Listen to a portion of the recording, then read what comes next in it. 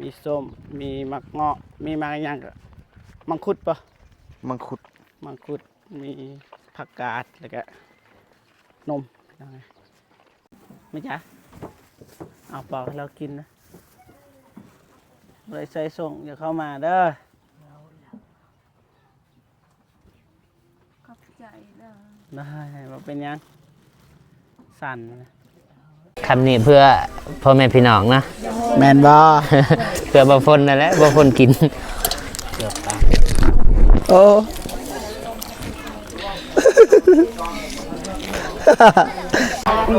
น้องสลีอะทูสบายดีเด้อ กำลังมาป่ะอืมดีแล้วได้เห็นเจ้ามามือนี่ แก้มลูก สวยที่สุดเท่าที่เคยเห็นนี่โตซื้อยังซื้อก็ซื้อเด้อเห็นบ่ ฉันซื้อรถได้ก็ซื้อไปได้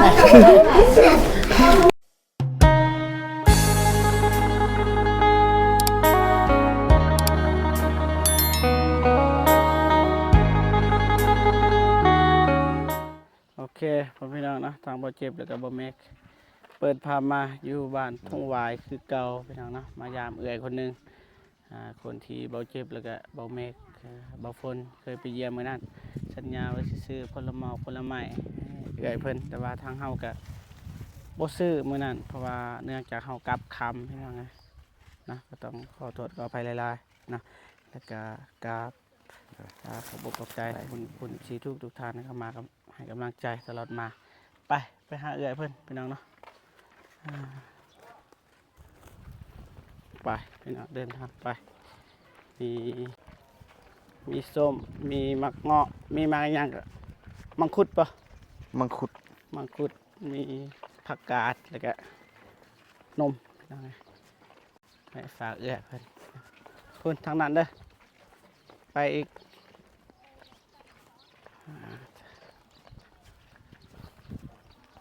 พอดีทางบ่เมฆเลยกับบ่เจ็บว่าสิไปหาน้องน้ำฝนนะไปยินดีกับน้องเพิ่นมื้อขึ้นบ้านใหม่พี่น้องไงบ่ฮู้ว่าทีมงานเฮาไปฮอดหรือบ่ทางบ่เจ็บเลยกับบ่เมฆกำลังเดินทางมาแล้วก็บ่ได้ติดต่อเพราะว่าทางเฮาก็บ่ได้ติดต่อหาไผพี่น้องเพราะว่ากลางคืนก็ไปรับน้องพินเข้าโรงพยาบาลพอดีตื่นเช้ามาไปส่งแล้วบริกลับทางท่าแตงมาทางบ้านน้องเดิมแวะไปหาน้องเดิมหน่อยนึงแล้วก็มาทางนี้ต่อไปน้อง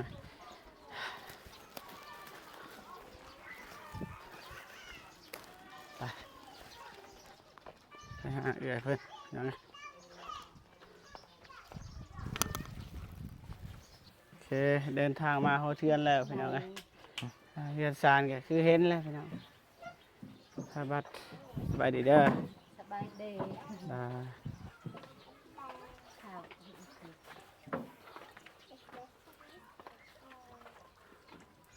มันจะห้อนพี่น้องเลยไผ่บัดมุง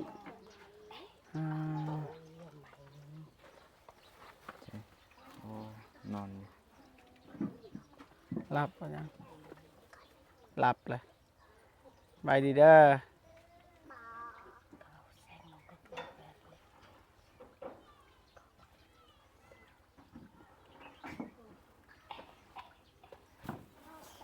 หลับสนิทเลยแล้วลูกบ่ได้เนาะฮะเจ็บแหงก็ลุกบ่ได้แนวลายเต็มมืออย่างเอาของมาฝาก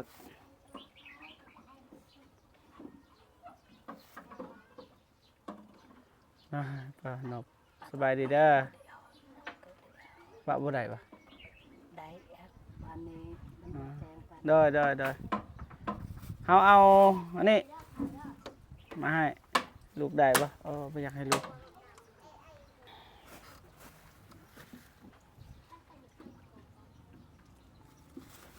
เอาไปไหน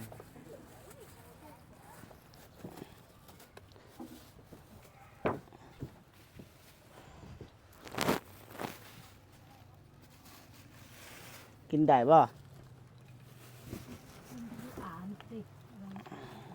นี่ผักกาดเด้อเอาไว้เฮ้ยไม่จ้ะเฮ้ยไม่จ้ะผักกาดดอก เนาะอีอาบนสุดจ้าเราเสียงตา อันนี้มะเงาะบดจ้ะไม่จ้ะเอาปอกให้เรากินนะเลยใส่ส่งอย่าเข้ามาเด้อ ขอบใจเด้อ ได้มาเป็นยังสั่นนะวันนบก็ได้กินได้ป่ะมันฮอดพี่น้องตัว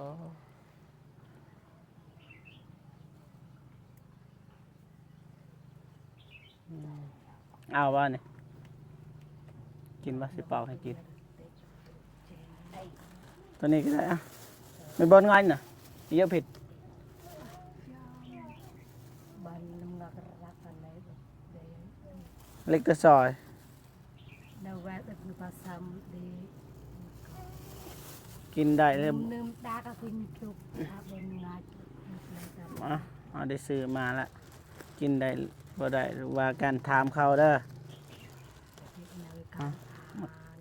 มาเกี้ยงนี่มังเงาะอันนี้มังคุดภาษาลาวว่าหยัง มังคุด มังคุดภาษาไทยเลย คือกัน มังคุดบ่ว่ากินบ่ได้ได้ผลไม้เมื่อนั้นว่าสิมาหาแต่ว่าก็คือฮู้เลยเดึกอีกอย่างก็มาดึกกันละ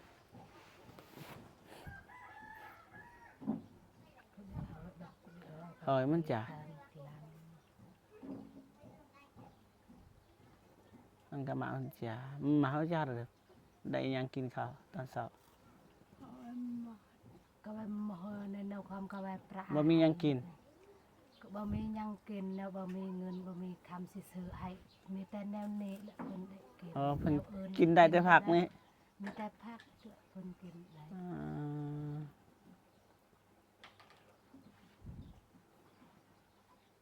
ก็นี่แค่เท่าไรจากมัด1 2 3 4 5มัดสิกินลายอันนั้นนะไปแช่ตู้เขาตู้เย็นมีว่าตู้เย็น มีของน้องสาวเพิ่น ไปแช่กินเทละน้อยนี่แหละเทละมัดหามัดก็หามื้อคนไข่มันกินบ่หลายไปหน่อย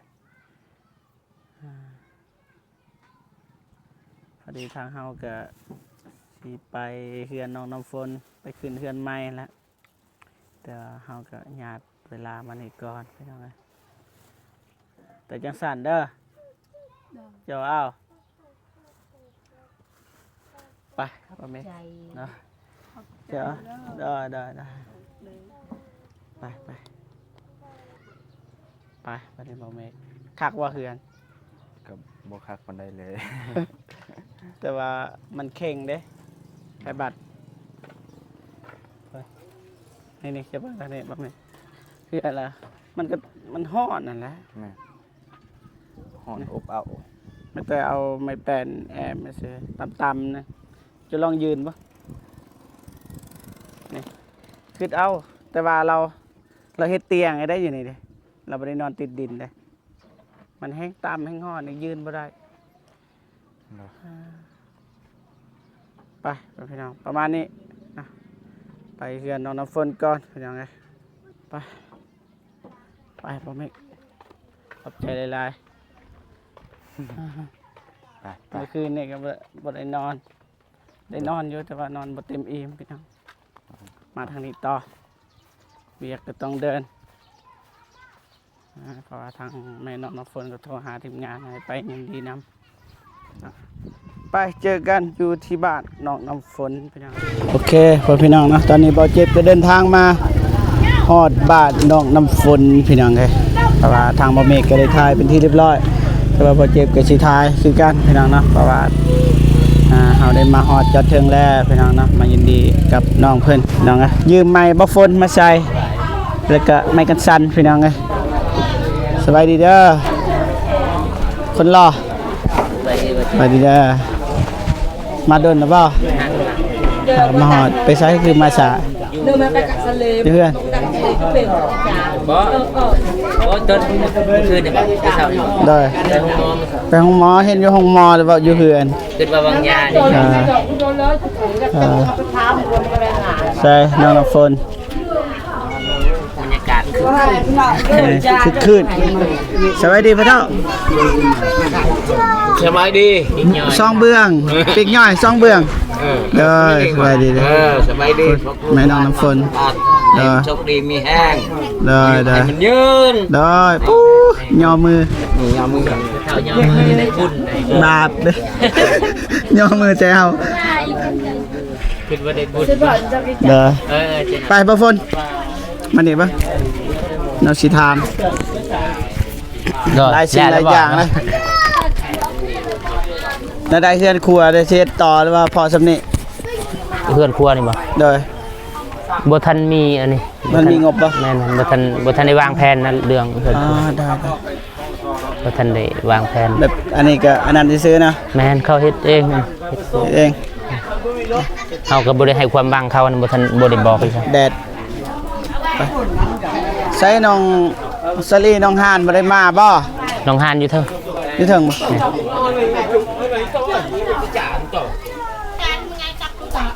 น้องหานกินข้าวอยู่เทิงกินข้าวแล้วบ่เจ็บ เรียบร้อยเด้ บ่เจ็บมาแต่เช้าบ่ ไปส่งอันนั้นน้องพินก็มานี่เลย cái chop nhưng mà cái mà chop ฝนไปเบิ่งกันครัวไปบ่ฝนไป cái bưng ไป ติ สบายดีเด้อ ติเด้ยสบายดี สบายดีสบายดีสบายดีเด้อ โอ้ยมันบ่ได้ยากสบาย ป้าทางนั้นบ่ฝนโทษสบายดีเด้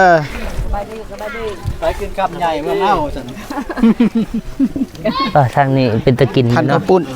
กินแม่ใส่ฝนเดี๋ยวใส่ฝนเนาะ ให้กินบ่ อ่า ซิมก่อน ซิมเบิ่ง เบิ่ง xẹp chè ใส่เจ็บได้ này chè hèn มือ ส ขว บา ด ยดี เหียน เบาเอ็ม นี่ว่ากินกับอันนี้ สบายดีดีๆเบิ่ง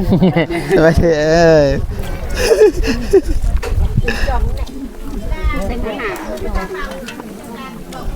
โอ้คำใหญ่เลยบัดเดียว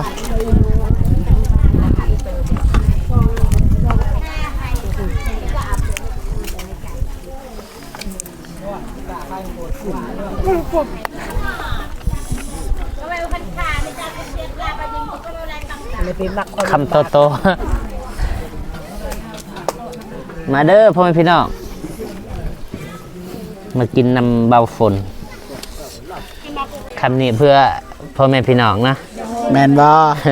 เพื่อเบาฝนนั่นแหละเบาฝนกิน โอ้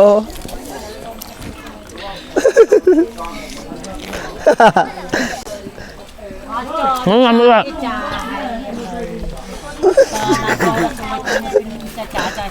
ใหญ่โพดเนาะ มึงงำบางกลางบ่ได้ ไปขึ้นไปเบิ่งเรือน้องน้ำฝนก่อนพอละมันมากินแทะกินวา มีโอกาสละดึกเอา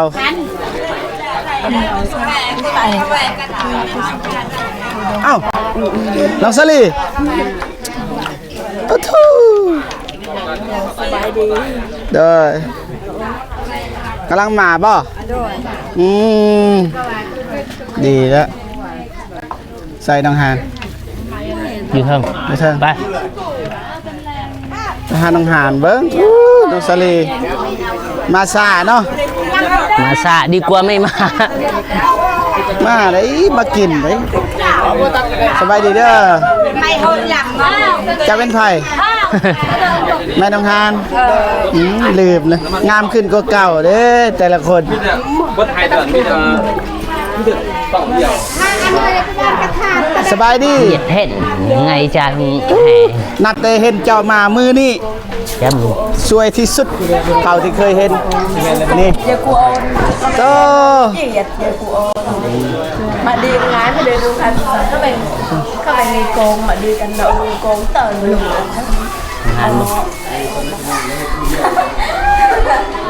สบายดีเด้อ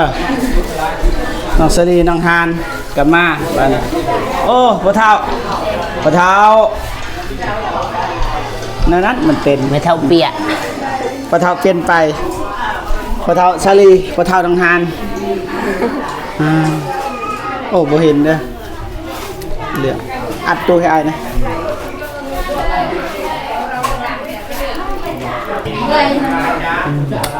บ่เลิศ น้องหานรู้สึกว่าใหญ่ขึ้นน้องซีน้อยลง โอ้แขนใหญ่ขึ้นกว่าเก่าอีก ใหญ่เด้อจากแบบถ่ายคลิปทำอิดนี่น้อยๆใส่ทรงขาสั่นคือน้องน้ำฝนตักน้ำบัดมาตอนนี้ปีปลายใหญ่ขึ้นน้องสลีนี่ซ้ำเก่าคือเบาเจ็ดซ้ำเก่าพี่น้อง นี่หมาลูกผี ไอ้ไพ่เบาฝนบ่ ใส่น้องเมฆ ตอนหับเป็นอยังดีเด้อ หมดที่เดินลงให้ ใส่มาเมฆ มา กินหอบซอง เปิดที่ประตู เปิด มันจัง เขาจะอยู่ น้องหันประตู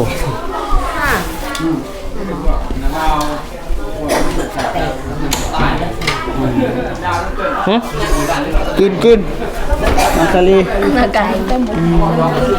มาเด้อพี่น้องมาน้องเมฆกินต่อหอบซองมาเฉลยเนี่ยมา กินบ่แม่กิน รวดๆนี่ ยิ้มด้วย ปังเอลผักบัวดูมูเอ็ม สบายดีเด้อ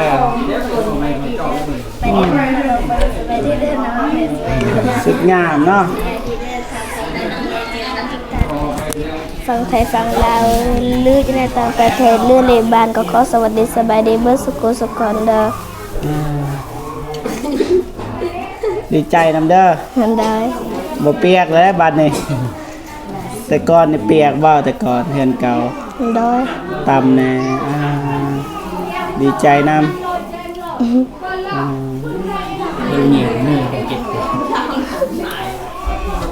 ต้นนะดีใจเด้ออย่าให้เด้อ โยกกันให้ ดีใจพี่น้องเลยจะได้เห็นแต่ก่อน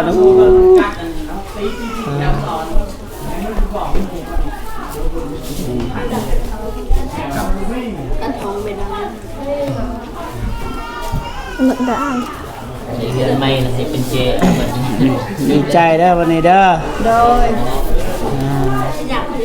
ปกติแล้วอยู่ลุมก็มันฮ้อนเด้มันอบมันเอา แต่ว่าตอนนี้ก็ใครแน่แล้วเด้อจะได้ก็มีแต่หาเงินค่ำนั่นแหละเด้อเด้อหาเงินหาค่ำก็และเฮือนซานก็มีเด้อ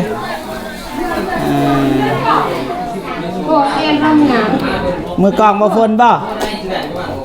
สบายดีเด้อ มือกองจะเป็น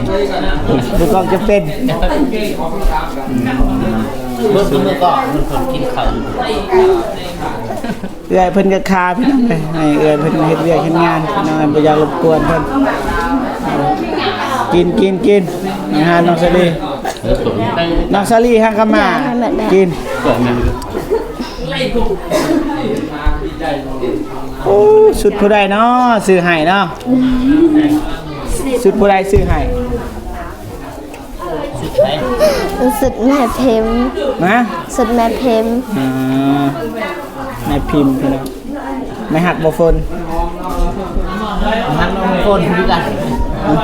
ไม่หักน้องคนได้ไปหายบ่น้องน้องเข้มพรน้องโมอย่างเงี้ยบ่ได้ไปหาบ่ไปหาเบิ่งอยู่ไกลตอนนี้อยู่กับไผตอนนี้ มันอยู่กันนั่นแหละสบายไม่เบาหรอกนะธรรมชาติ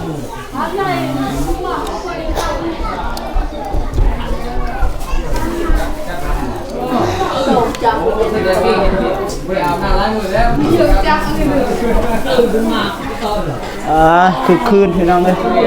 ทั้งคึกคืนทั้งฮ้อนเด้อมันจะจังสั่นเด้อ เด้อ เบิ่งสิให้